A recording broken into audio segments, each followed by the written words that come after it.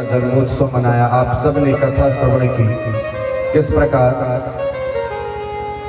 कंस के कारागार में रात्रि के 12 बजे नारायण श्री कृष्ण के रूप में अवतरित हुए। बड़ा ही सुंदर ये भाव है। सुखदेव जी महाराज परीक्षित जी को श्रीमद् भागवत कथा का रसपान कराते हुए कहते हैं, राजन, कि भगवान ने जब अवतार लिया तो अपने पिता वसुदेव जी से कहा कि पिताजी, जो गोकुल में नंद बाबा की पत्नी है ना, जिनका नाम है यशोदा, आप मुझे ले जाकर के उनके पास में छोड़ दीजिए और वहाँ एक कन्या ने जन्म लिया है, उस कन्या को लेकर के आप वहाँ से वापस आ जाइए। वसुदेव जी ने कहा कि आप देख तो रहे हैं कि कारागार के बाहर तकरीबन 20,000 सैनिक लगे हुए हैं सुरक्षा, और मेरे हाथ पैर में बेड़ियां डली हुई हैं। अब आप ही बताएं कि मैं आपको कैसे लेकर के जाऊं। उसी समय श्री कृष्ण ने, नारायण ने अपनी माया को आदेश दिया। सो माया के आदेश, जैसे ही भगवान ने माया को आदेश दिया तो भगवान की माया से जितने सैनिक कारागार के बाहर खड़े हुए थे सभी मूर्छित हो गए और अपनी अपनी जगह अपने स्थान पर वहीं सारे सैनिक गिर गए। आज अपने आप बेड़ियां टूट गई, अपने आप जो है कारागार का द्वार खुला और अपने सिर पर रखे हुए वसुदेव जी भगवान को कारागार से बाहर ले चले।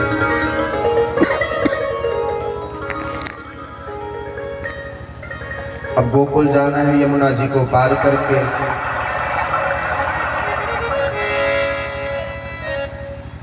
अब कैसे जाएं? फिर भी देखिए, भगवान को लिए हुए आज जोरों की बारिश प्रारंभ है। चले जा रहे यमुना जी में प्रवेश कर गए।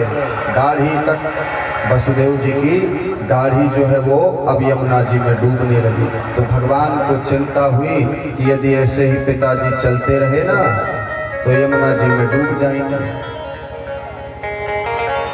भाई, जब भगवान अवतार लेते हैं तो सबको लगता है कि हमें उनके दर्शन मिल जाएं। ठीक उसी प्रकार यमुना जी को भी लग रहा है आज हमारे प्रियतम ने अवतार लिया तो हम भी देखना अब भगवान को तो टोकनी में लिए तो यमुना जी भी दर्शन करना चाहते हैं। तो ज्यों ज्यों आगे बढ़े वैसे यमुना जी और ऊपर आती जाए। भगवान ने क्या किया? भगवान ने उसी समय अपने दाहिने पैर का अंगूठा यमुना जी में स्पर्श करा दिया और जैसे ही भगवान के अंग का स्पर्श हुआ यमुना जी में, सज्जनों, यमुना जी ने आज वसुदेव जी के लिए बीच से रास्ता बना दिया। बोलिए यमुना महारानी। और जो बलदाऊ है, जो शेष अवतार हैं, वो कन्हैया जी के ऊपर उन्हें सुरक्षा प्रदान कर रहे हैं। वसुदेव जी गए गोकुल जाकर के मैया यशोदा के पास अपने कन्हैया को ले जाकर के लिटा देते हैं और यशोदा जी के पास जो कन्या लेटी हुई है उसे लेकर के वसुदेव जी कारागार वापस लौट आते हैं। अब रात्रि में कब अदला बदली हो गई है किसी को पता नहीं चला, क्योंकि भगवान की माया से सभी मूर्छित पड़े हुए। इस बात को केवल परमात्मा और वसुदेव जी ही जानते हैं और माँ देवकी। जैसे ही कारागार में प्रवेश करते हैं, कारागार के द्वार जैसे खुले थे ना, बिल्कुल वैसे ही बंद हो गए। वो बेड़ियां अपने आप लग गई। जो सैनिक मूर्छित होकर गिर पड़े थे सभी सैनिक खड़े हो गए। जाकर के पता किया कि इस बार 8वीं संतान किसका जन्म हुआ है, तो पता चला रे ये तो कन्या है। भगवान को जहां जाना था वो तो चले गए।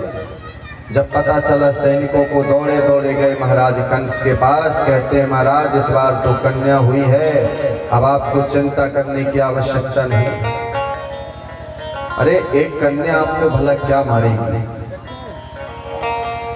तो कंस का एक मन हुआ कि चलो कन्या है इसे मैं छोड़ देता, लेकिन मन ही मन कंस ने सोचा कहीं ऐसा तो नहीं कि इस कन्या की आने वाली संतान मुझे मार दे, तो क्यों ना इस कन्या को भी मैं मार दूं। जैसे ही कंस ने उस कन्या को मारने का प्रयास किया सज्जनों, वो कन्या कंस के हाथ से छूटकर आकाश में अष्टभुजी के रूप में परिवर्तित हो गई। बोलिए अम्बे मात की किमया हतया मंदा जाता हलो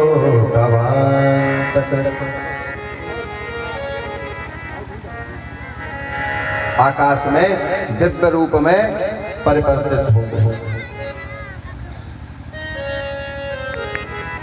कहती हरे कंस, देवी जी कहती हैं, जो यशोदा की कन्या है वो देवी का रूप है, वो कहती हरे कंस, मुझ जैसे निरपराध बालकों को मारने में भला तुझे क्या मिला। अरे तुझे जो मारने वाला जो तेरा काल है ना, उसने ब्रज में अवतार ले लिया है, अब तुम्हें कोई नहीं बचा सकता। इतना कहकर देवी जी अंतर्ध्यान हो गई। अब तो कंस के रातों की नींद ही हो गई। दिन रात वो कृष्ण को मारने का प्रयत्न ही करता रहता कंस। एक ही ताक रहता था कंस महाराज के पास कि आखिर वो कौन सा बालक है जिसने ब्रज में अवतार लिया है और जो मुझे मारना चाहता है। अब रात्रि में कब अदला बदली हो गई ये बात किसी को पता नहीं चली। तो ये हो गई मथुरा की बात। अब हम चलते हैं गोकुल। अभी तो मैया यशोदा को बधाई देना बाकी है।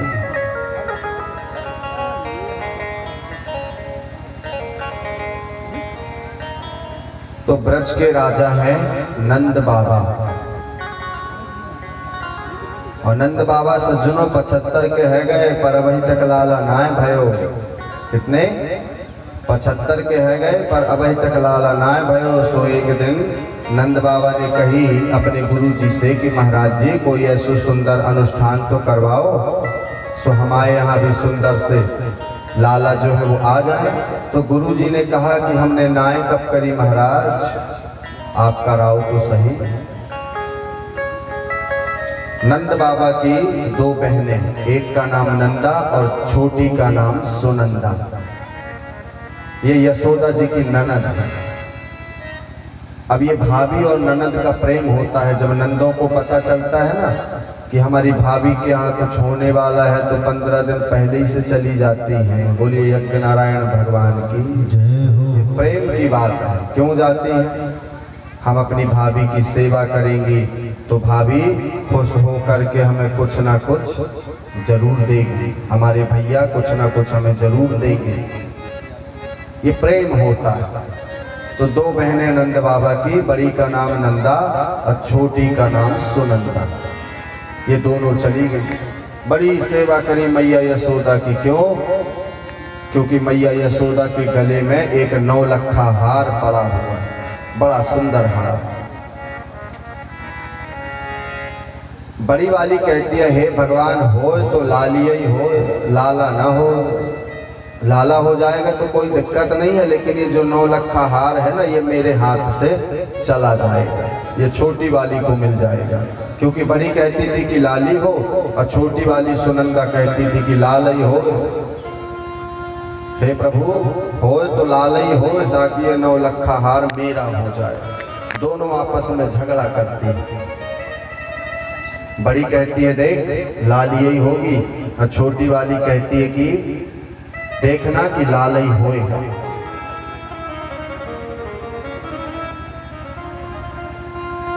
अब नंद बाबा गौशाला में बैठ कर के जाप कर रहे थे। भगवान आए अष्टमी को, नवमी को प्रातः काल। बैठ करके नंद बाबा एक ही माला का जाप करते थे कि अब ही तक तो भयो ना, मैं 75 का है गयो पर अब ही तक तो भयो ना। तो जो छोटी वाली है सुनंदा ये सोचती है क्या बात है, भाभी तो जल्दी जाग जाती हैं, आज बड़ा समय लगा दिया। तो भगवान आए अष्टमी को और नवमी को प्रातः काल। जो छोटी वाली है ना, इसे चैन नहीं था, इसे लग रहा था कब 9 लखा हार मेरा हो जाए। दौड़ी दौड़ी गई अपनी भाभी मैया यशोदा के कमरे में, जाकर के देखती है, अरे भाभी के बगल से सुंदर सा लाला लेटा हुआ है। लेकिन देखिए जो छोटी वाली है ना, धीरे से चद्दर को खींचती और फिर ढक देती और भगवान से प्रार्थना करती, हरि शरणम हे प्रभु लालई हो। चद्दर को खींचती और फिर ढक देती, बार बार भगवान से प्रार्थना करती। और जैसे ही पूरी चद्दर हटाई सो हमारे कृष्ण कन्हैया लाल के दर्शन हुए। बोलिए बांके बिहारी लाल, नंद के लाला जय हो। बड़ी प्रसन्न हो गई कि हे प्रभु तुमने मेरी सुन ली, लाला ने तो जन्म लियो है। उस 85 चौक के महल में थाली बजाना शुरू कर दी, पूरे महल में दौड़ने लगी छोटी वाली ननंद मैया यशोदा की, पूरे महल में झूमने लगी कि हमारे भैया के यहाँ लाला ने जन्म लिया। दौड़ी दौड़ी गई गौशाला में जहाँ नंद बाबा बैठे हुए थे, जाकर के कहती, अरे भैया बधाई हो, भैया बधाई हो, बधाई हो, नंद बाबा बधाई हो। नंद बाबा ने कहा, अरे बहन आज तो बड़ी प्रसन्न लग रही है, मुझे बता तो सही किस बात की खुशी है। सुनंदा ने कहा, पहले मुझे बताओ कि आप मुझे क्या दोगे। देखिए अब ये भाई और बहन का प्रेम है। अब जब नंद बाबा ने पूछा अपनी बहन से कि आज बड़ी प्रसन्न लग रही है, मुझे भी तो बता, तो सुनंदा कहती है कि पहले मुझे बताओ कि आप मुझे क्या दोगे। तो नंद बाबा ने कहा कि जो तेरी इच्छा हो तुझे वो मिल जाएगा, पर बता तो सही। तो सुनंदा ने कहा कि भैया आपने जो अनुष्ठान कराया और परमात्मा की कृपा से देखिए आज आपके यहाँ सुंदर से लाला ने जन्म लियो है। नंद बाबा बधाई हो। दोनों हाथ ऊपर उठाइए, सभी लोग बधाई दें। नंद बाबा बधाई हो, मैया यशोदा बधाई हो। आज बड़ी प्रसन्न हुई सुनंदा। अब तो नंद बाबा सज्जनों, नंद बाबा